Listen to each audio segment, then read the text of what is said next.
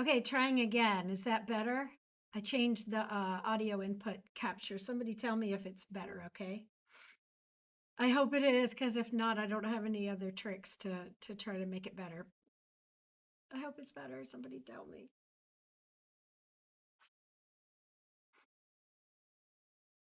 Yes? Yay! Okay, there's the delay. Anyway, happy Mother's Day to all of you who have been a part of mothering in this world or experienced the joy of mothers in this world.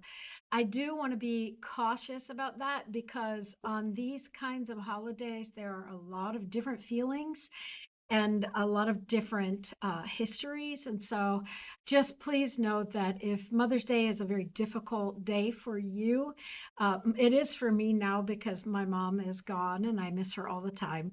Um, I'm praying for you, and I hope we will uphold each other in love with all of that. That being said, we have a ton of non perishable food around here, and people use the word ton as an exaggeration, but I am not using that as an exaggeration. In fact, I think we might have 2 or 3 tons of non perishable food in the building right now. We're not going to unpack any of it today after in person worship, but we will for the coming weeks. But always listen for more announcements or reach out. We'd love to have you involved just in even sorting stuff. It's such a joy. So, this morning, I want to spend some time talking about, of course, our faith and this world and all of that, because yet another story emerged in the news amongst all the many other things that is just really getting attention in the Christian communities right now. And if you haven't seen it on the news yet, I hate to ask you to Google it because I don't even want to show you an image of it, but a guy named Pastor Mark Burns unveiled a statue covered in gold leaf of our president this last week at a golf course in Miami, Florida. And it's a giant golden statue of our president. And to make matters worse, a whole bunch of pastors, Christian pastors, thank you, Michael, gathered there to see it. I don't even want to show you an image of this golden calf, but I do want to show you this. That is really problematic. It's so obvious and so egregious. Frankly, I don't know. But there are Christian pastors out there right now defending this whole thing like, hey, it's no big deal. We built a golden idol to the president of the United States and we're all praying over it. Read the story in Exodus 32 in the Bible. Michael just shared a link to it. If you're wondering why this is such a huge problem, I am scratching my head because I cannot figure out how Christian pastors who have read the Bible, I assume, and have been trained in the faith, many of whom probably have master's degrees, could possibly be okay and even defend it. It just leads me back to the same things we've been talking about for quite a while now. I really think it's important that if we believe Jesus, believe in Jesus, and intend to follow Jesus, we need to be really clear about what that means, like clear about who is our Jesus, because hindsight is really important. And we're studying that. How did we get to such a wild time in the United States of America with such incredibly diverse, I mean, opposite views of Jesus? How did we get to this point? What's happening now? And how do we go forward as people of faith? What's going on in Christianity in the United States? We need help of hindsight to discover the path that has occurred and to try to forge a clearer concept or path going forward, to try to live our lives according to the Jesus we truly believe in. Hindsight really matters because, frankly, with hindsight, many people can see the mess that we've created as a culture. We need to change it. And we need to go forward with faith to do it. And we need to be clear about what we believe. So, this question I keep asking you and myself and of a lot of other people, who is your Jesus? Would your Jesus build a golden idol to himself? Mine would not. Mine wouldn't build a golden idol to anyone. And what does your Jesus do in this world? Because that is what will inform what you do and what I do together. Last Sunday, we spent some time talking about Jesus' first miracle in the Gospel of John. Now, the Gospel of John is kind of odd and interesting. Jesus' first miracle in the Gospel of John is changing water into wine at a wedding in Cana, and that only shows up in the Gospel of John.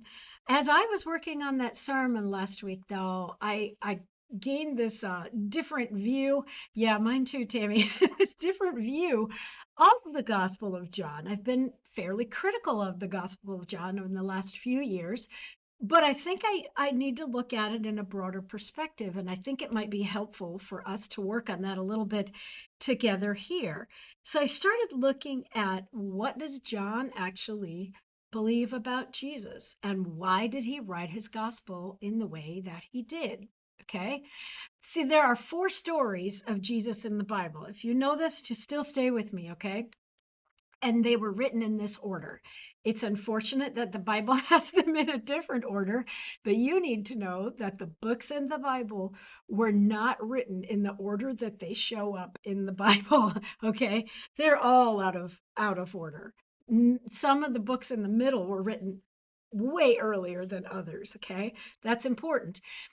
With these gospels, they were written in a different order than they show up in the Bible. This is the order. But really, it should be separated more like this because these are very different kinds of gospel stories. Mark, Matthew, and Luke are called the synoptic gospels. Think of like a synopsis of events, okay? They tell the story from the beginning, and then you draw your conclusions from the story. In Mark's gospel, he doesn't even really give you very many clear conclusions at all. Matthew and Luke do a little bit more concluding, but really they leave you to discover. So what they're doing is they're telling the most memorable or interesting or maybe weird stories that they remember about Jesus, which couldn't possibly be all the stories of Jesus, right? And then they're letting you draw your conclusion. But the Gospel of John is very, very different because the Gospel of John shares the conclusion that the writer of the Gospel of John, which may or may not have actually been someone named John, we don't really know. And based on when it was written, it's kind of unlikely that it was actually the disciple of Jesus, John. It might have been a different one, but not likely that one because it was so much long after Jesus died and left, right? This gospel shares the conclusion first, and then it tells the stories that are most meaningful to back up that conclusion. So I think that's kind of interesting because we often talk about these differences in the accounts of the Bible. You know, Matthew, Mark, and Luke sharing the story as it unfolded. And the Gospel of John being so different raises a lot of questions like, what's actually happening in that gospel? Why did the writer of that gospel write it the way that they did? Well, it could be a lot of reasons. First of all, this might be just how that group of Jesus followers, they call them the Johnine group, in the tradition of John, probably, that might be the stories that they told over and over, that they found relevant. And it is very possible that the writer of the Gospel of John never read Mark, Matthew, or Luke's version of it. So they're just telling what they remember. So maybe they just had different information that they carried down over time.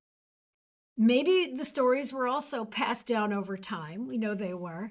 And they changed a little bit, you know, like the telephone game we used to play when we were kids. I'm dating myself, but that game where you start with a whisper, and by the time it gets around to the end of the group retelling the whisper, it's a different story entirely. Or maybe, which is where I think, probably most likely, John is constructing a narrative, a story. Don't be freaked out. It's okay, I promise. And this is not meant to be historical, really. Maybe. But maybe John's gospel is a narrative set to prove his point or clarify the meaning that he starts out the whole thing with. The meaning of Jesus' life from this writer of this gospel's vantage point. Think about this. He was writing the story probably with hindsight. He was probably looking at how the life of Jesus played out in his community, or maybe other communities, but where he was, where they were, the writer of this gospel, looking at this saying, wow, this Jesus was so incredible. This was so amazing. And now this writer is going back with hindsight and piecing together the events that occurred that led to the conclusion that he tells at the very beginning. I think that's very possible. He did write this gospel 70, maybe even 80 years after Jesus left the earth, which is quite a long time. And he saw how the Jesus movement played out in his community. He also saw the diversity of beliefs that were already happening early on. Okay? So think of the construction of John's gospel in this way. You know how sometimes movies tell the end of the story at the very beginning, and then they go back in time and tell you how it got there, and you spend the whole movie wondering, well, how did they ever get to this? That's kind of what's happening in John's gospel. And I think that is really cool. From John's vantage point, he feels that he can see very clearly how Jesus became or is what he believes that Jesus is. John's Jesus is important. And he may be writing this story because he wants the readers to see the same things, to come to the same conclusions about Jesus based on what he has seen and what he has learned about Jesus. Here is how John begins this gospel based on his hindsight, I think, and his conclusions about what he has seen. He says, in the beginning was the Word, and the Word was with God, and the Word was God. John's Jesus was Logos, all of God's Word. John's Jesus was God. All things came into being through him. John's Jesus created all things. And without him, not one thing came into being. What has come into being in him was life. John's Jesus is about life. Okay? That's different from what other people's Jesus is about. And the life was the light of all people. This is John's Jesus. The light shines in the darkness, and the darkness did not overtake it. John's Jesus is eternal. There was a man sent from God whose name was John. He came as a witness to testify to the light, not the same John, so that all might believe through him. He himself was not the light. He came to testify to the light. The true light, which enlightens everyone, was coming into the world. So John's Jesus is differentiated from other prophets or great teachers. He, Jesus, was in the world, and the world came into being through him, yet the world did not know him. He came to what was his own, and his own people did not accept him. John's Jesus was not accepted by people. We know that, right? But to all who received him, who believed in his name, he gave power to become children of God, who were born not of blood or of the will of flesh or the will of man, but of God. And the Word became flesh and lived among us, and we have seen his glory. There's that hindsight. We've seen what he did, what he taught, and we've seen what has happened as a result. John must have lived in a place where the beauty of Jesus' teaching had really come to life. The glory as of a father's only son, full of grace and truth. Do you hear these words? This is John's Jesus. John testified to him and cried out, John the Baptist, "This was he of whom I said, he who comes after me ranks ahead of me, because he was before me." From his fullness we have all received, all, grace upon grace. The law indeed was given through Moses. Grace and truth came through Jesus Christ. No one has ever seen God. It is the only Son, himself God, who is close to the Father's heart, who has made him known. This is John's Jesus. This is what he has seen through time. And there are many other different versions of Jesus out there. Some would even say Paul, the Apostle Paul's version of Jesus, is quite different from John's Jesus. I think I kind of agree with that. There are many different versions, but I think John is using hindsight to come to this place. What a beautiful picture. Wouldn't it be amazing to go back in that time, if you could, and trace what happened with the people who followed Jesus right after Jesus' death and resurrection and ascension and all of that whole circumstance, that whole life of his? Wouldn't it be amazing to just study that, like to be there, to study it and see what people deduced from all of that and what they did because of that? Actually, I think it's kind of amazing to look at that even now. How do we get what we do with Jesus, and where does it come from? Because it changes things a lot. John's Jesus, let's talk about this, was the Word from the beginning, was the light and life. The people who believed in this Jesus became children of God, which would be love, with grace and with truth. This is John's Jesus. But what does this mean?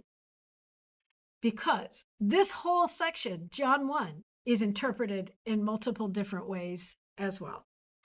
What does this mean? Because it's very clear that believing in Jesus can lead us to very different places. And we certainly do have different conclusions about what that means.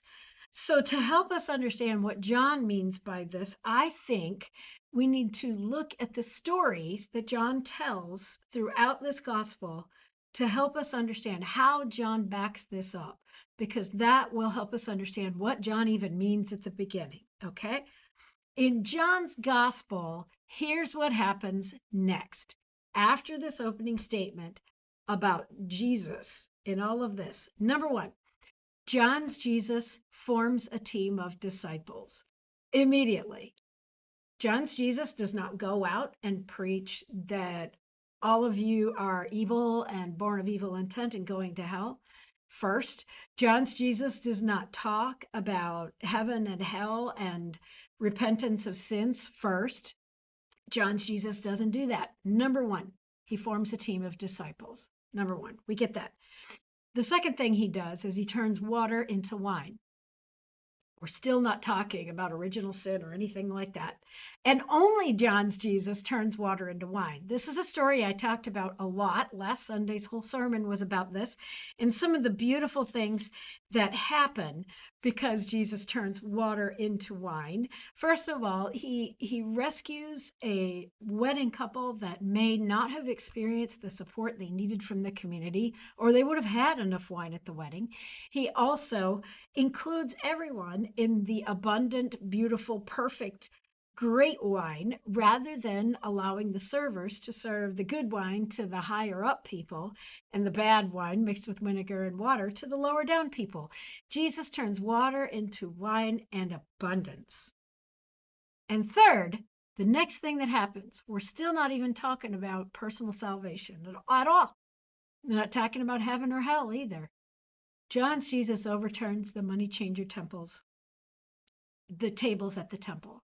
All right, here's what we got. John's Jesus forms a team. He goes and turns water into wine, abundance for everyone. And then he overturns the money changer tables at the temple. These are the first three things that John's Jesus does. And they're meant to grab us and bring us into the story, okay? You might be thinking, wait a minute, John's Jesus does this at the beginning of the gospel story? Yeah, we'll talk about that in a minute, because at the other gospel stories, he does it at the end. Let's look at this. The Passover of the Jews was near, and Jesus went up to Jerusalem. In the temple, he found people selling cattle, sheep, and doves, and the money changers seated at their tables. Okay, what we know about this is that they were ripping people off in the temple, selling them stuff.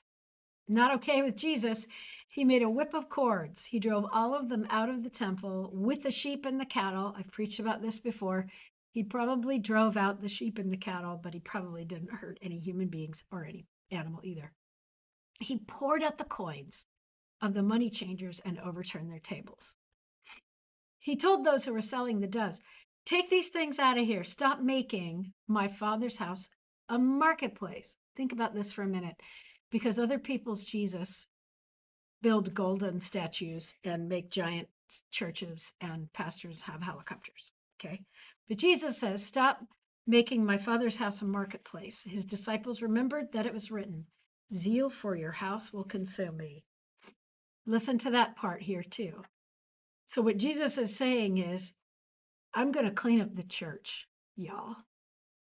We're going to clean up the actions, the behavior, the motivation of the church. I'm going to deal with the church. So this is John's Jesus overturning the money changer temples at the table. And then, as I mentioned before, wait, isn't this at the end of Jesus' story? Isn't this the story that causes people to notice in Jerusalem, which leads directly to his crucifixion? Yep. In Mark, Matthew, and Luke, that's when it happens. But John moves it to the beginning of Jesus' story. Does that mean John is wrong? No, John, I believe, is writing a narrative. Isn't this supposed to be at the end? Yes, according to Matthew, Mark, and Luke. But in John's gospel, it happens right here at the beginning. Okay? Apologetics try to say that maybe John cleared the temple twice, but I don't buy that. We don't really know when that story happened. But John uses it first, because with all that hindsight and perspective, here's what John thinks Jesus is all about. John's Jesus did 3 things first. He called up the disciples and formed a team. I believe in that. That's what I believe Jesus is about. Community, team, the body of Christ, people working together to love everyone and to include everyone. And here it is. He turned water into wine, including everyone at that party, upholding someone who probably didn't have enough. He created this lavish abundance for all people that was served equally in celebration and joy. He formed a team. He provided abundance for all people equally. Do you hear that? And 3, he went over and said, hey, church, we got to clean it up. He overturned the tables of injustice. He disrupted the things that created inequality in the first place. The things that tell people they're not enough, that they're less, and the people who were taking advantage of others, he threw them out and said, straighten up, knock it off. This is not how we're going to do it. John's Jesus forms teams to create equality, disrupts the systems of inequality. For John, these are the eternal things that bring abundant life. I love looking at it this way. I love thinking about it this way, because this is the same Jesus I believe in, really. The Jesus I believe in forms teams, asks us to work together. The Jesus I believe in offers abundant generosity to everyone. And I know we believe that here at Coon Rapids UMC. That is obviously why we do what we do, because we believe there can be a little bit more equality and equity in this world. And we can be a part of disrupting the systems that produce the inequality and also creating what brings the equality.